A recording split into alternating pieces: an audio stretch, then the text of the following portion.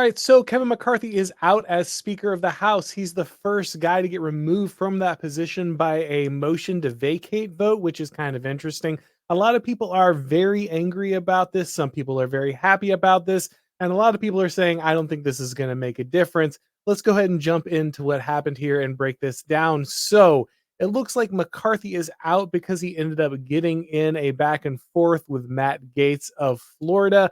McCarthy secured his position by guaranteeing a number of things to people like the Freedom Caucus. And one of the things that he promised was an end to continuing resolutions. See, way back when I was a kid, the government actually voted on this thing called the budget. Yeah, the power that Congress is supposed to have, the big power that it's supposed to be able to wield, is the power of the purse. The reason Congress is supposed to be one of the most powerful, if not the most powerful branch, the reason the House specifically is so powerful as the House of Representatives, is its ability to control funding, its ability to control how much money goes anywhere. It's nice to have authority, but if you don't have money to fund all of those different organizations, all of those different institutions, then they really don't matter. And so, with the power of the purse, the House of Representatives is supposed to be able to restrict the different things that the other branches can do. But Congress has basically given up that ability. The House has more or less handed that over to different parts of the executive branch, especially due to the fact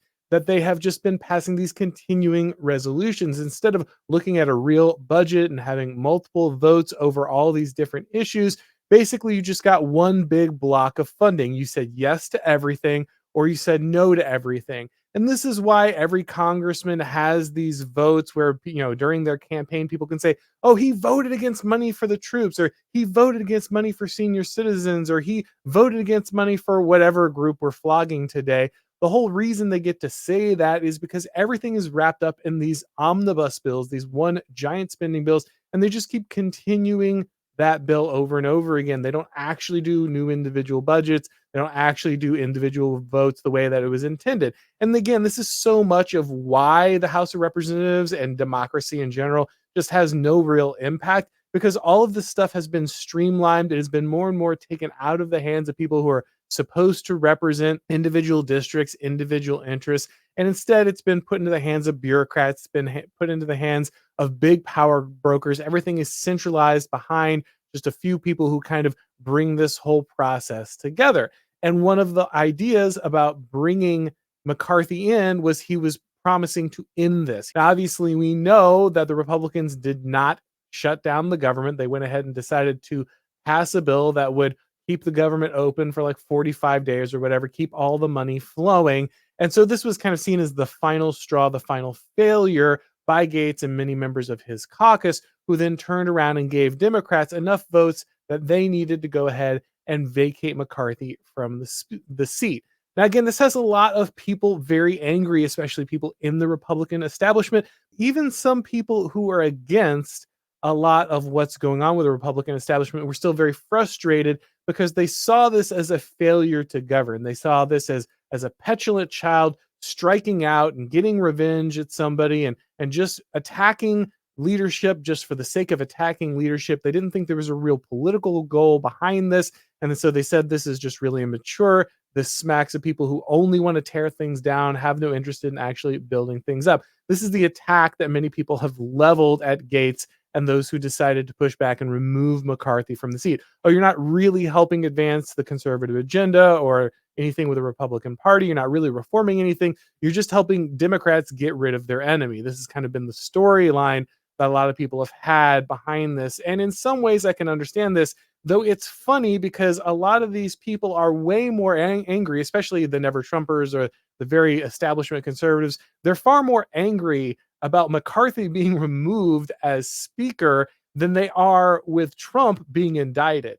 So they have McCarthy, who gave this deal, like he made this deal. He made himself specifically vulnerable to removal for the ability to be held accountable. That was the whole reason that the deal was structured in this way and that the vote could be put forward this way. And then he didn't deliver on certain parts of the promise. Now, maybe you could say, oh, well, he delivered on some, or it's not prudent. Those are reasonable arguments, I guess, to make. But the point is that there was a real consequence for his inability to lead and to bring things forward in the manner he said he was going to, as where Trump is literally just being prosecuted for the purpose of getting rid of political opposition by the regime. The regime is wielding, the law enforcement powers, the judicial powers against somebody just because they happen to be the most prominent candidate on the right, the opposition party of the GOP.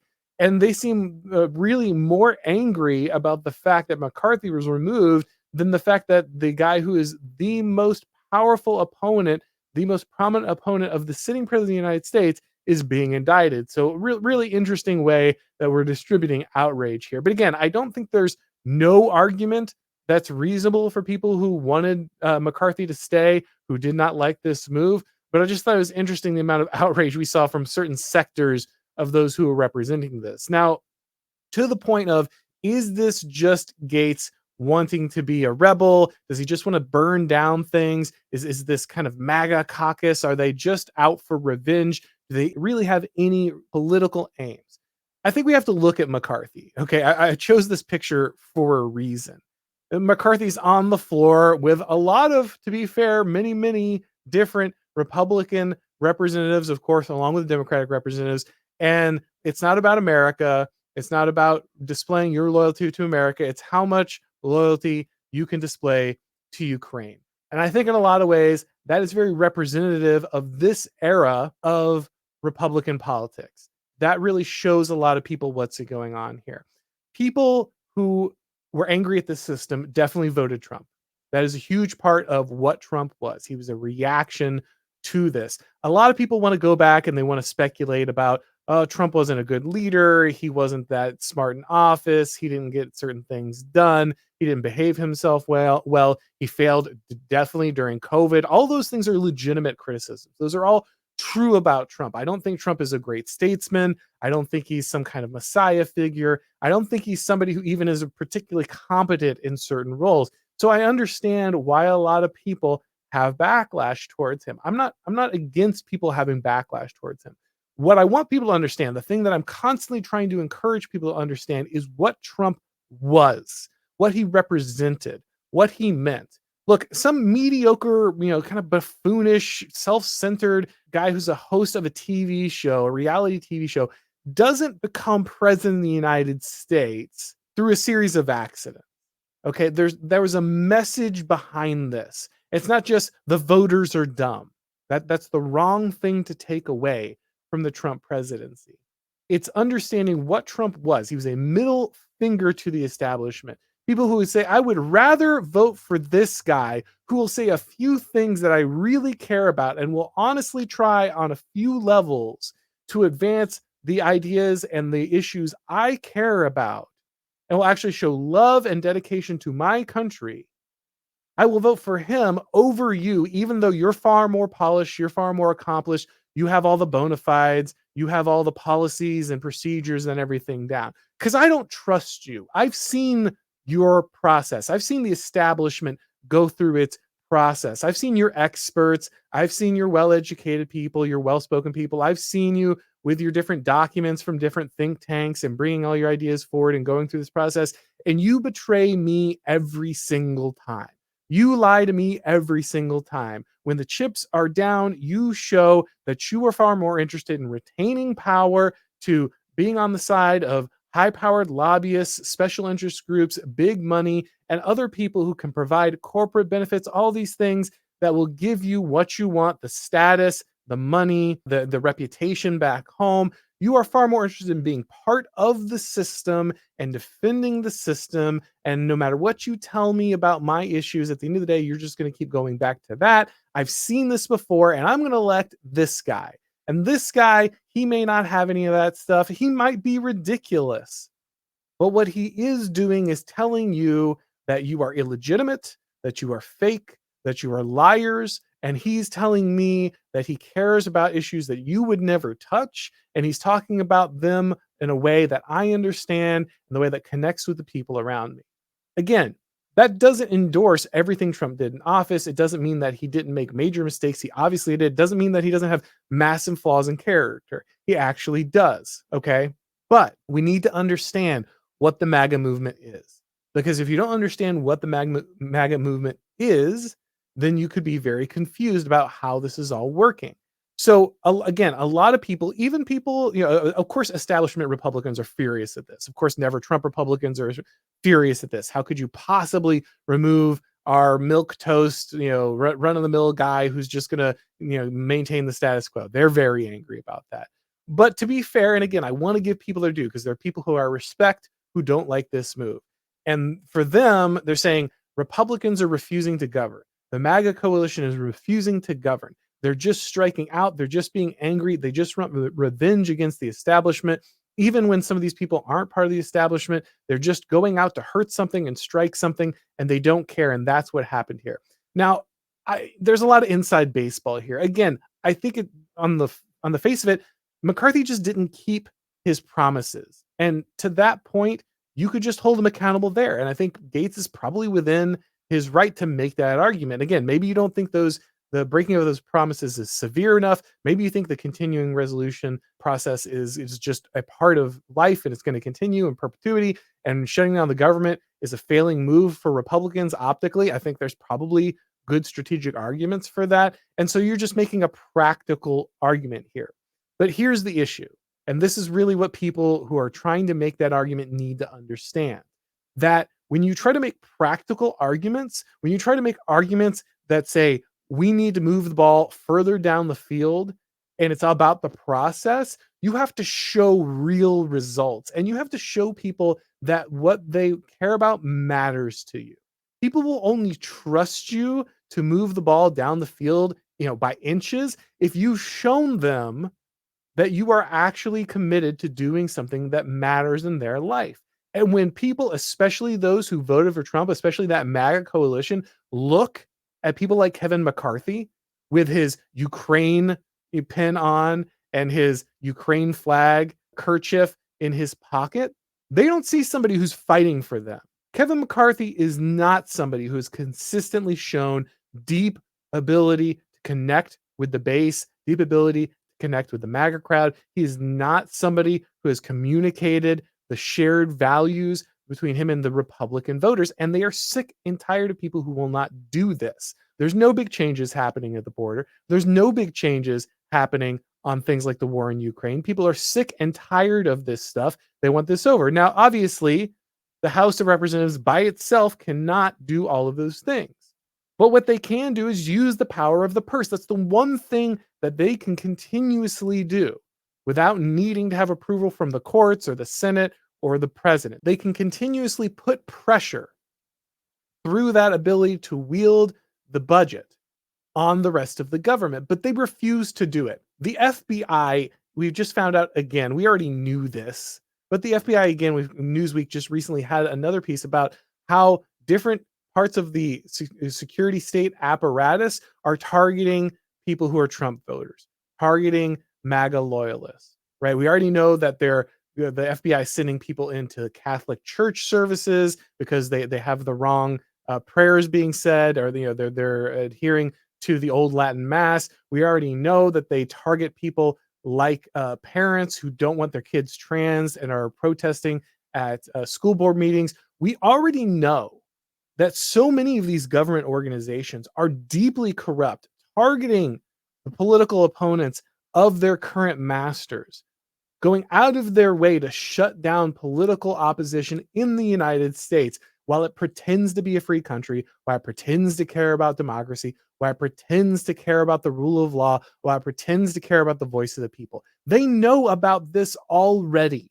Okay, they already know these violations are going on. And what do? They just keep giving these people money. They keep signing on to fork over money and pay every one of these agents who is destroying their voters and destroying the people who wanted them to represent them.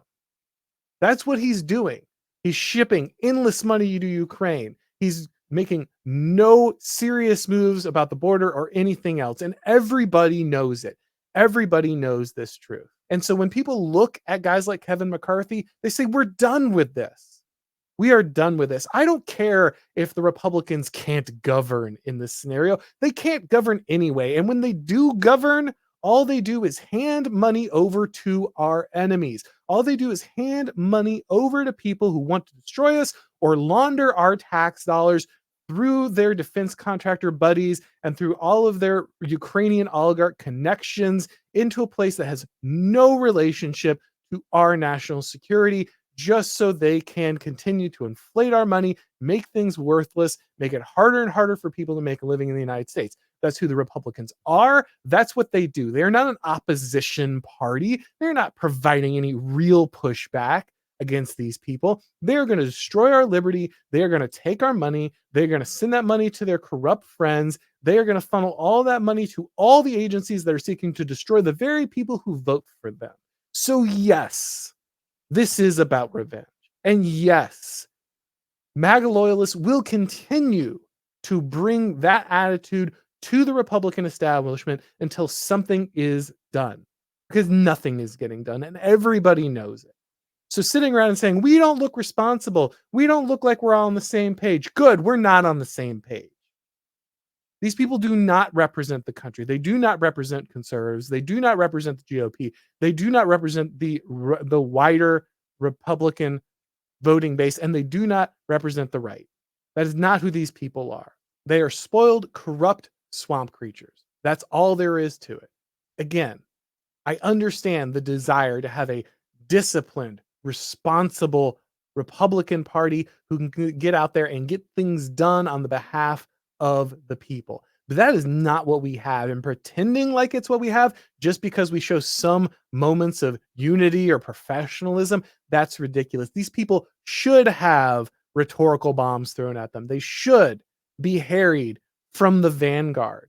Okay. Yeah, I get it. Right now, AOC is backing Joe Biden. She's showing her ability to be behind what they're doing. But you know why? That's because the Biden administration is already going to do everything she wants. Yeah, they might not do it as fast as she wants, but she's going to get everything she wants from the people in leadership. If she wasn't, she would be holding these people accountable. And you've seen this before. The left does do this. The left vanguard has held their mainstream party accountable. They have held up proceedings. They have launched insurgencies inside the party to make sure that they conform to what the radical part of the party wants.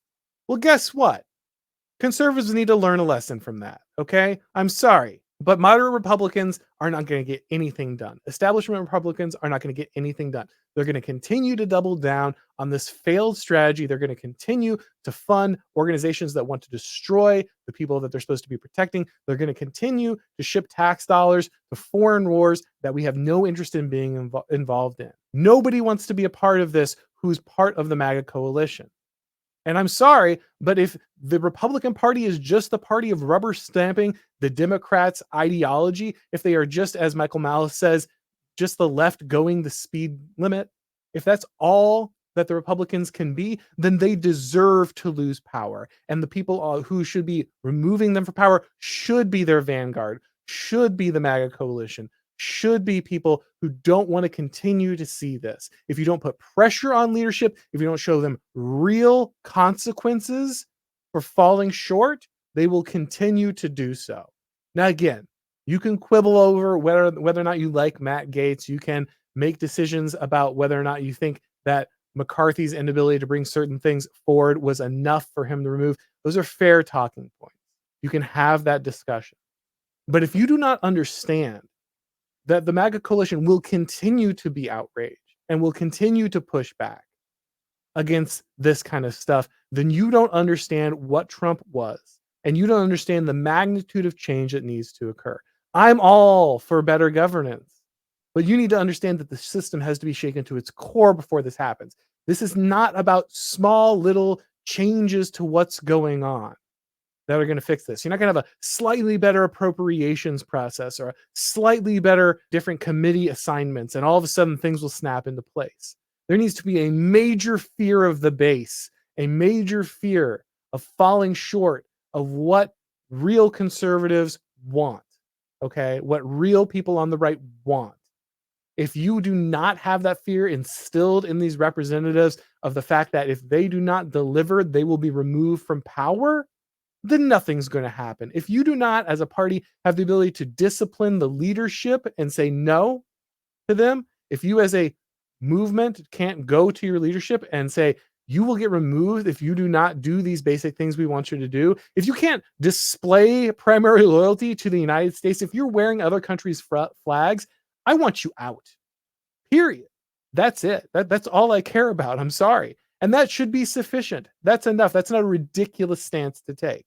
If you cannot show primary loyalty to the United States and the people you are supposed to represent, if you are not willing to go to bat and shut down corrupt institutions that are applying the law incorrectly, that are using this biased justice system to attack your very voting base and your main candidate for president, if you do not have the ability to do that, if you do not have the dedication to do that, then I'm sorry, but you deserve what's coming. And until you grasp that, your own base is going to continue to throw you out. I hope they do. I hope a message is sent.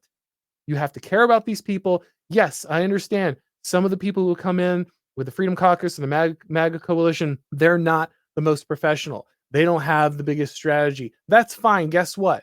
The professional people with the strategy have failed over and over and over again. Sorry, but you need some discipline. Yes, I'm behind having a real professional set of guys who can get things done. But that only matters once you are dedicated to this cause.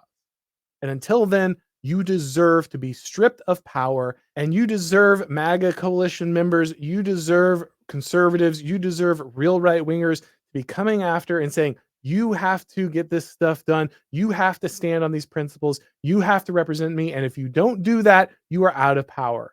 This is something that the conservative movement has to do. This is something that the right has to do. If you're not willing to go after a completely corrupt, completely useless leadership, then nothing will ever change.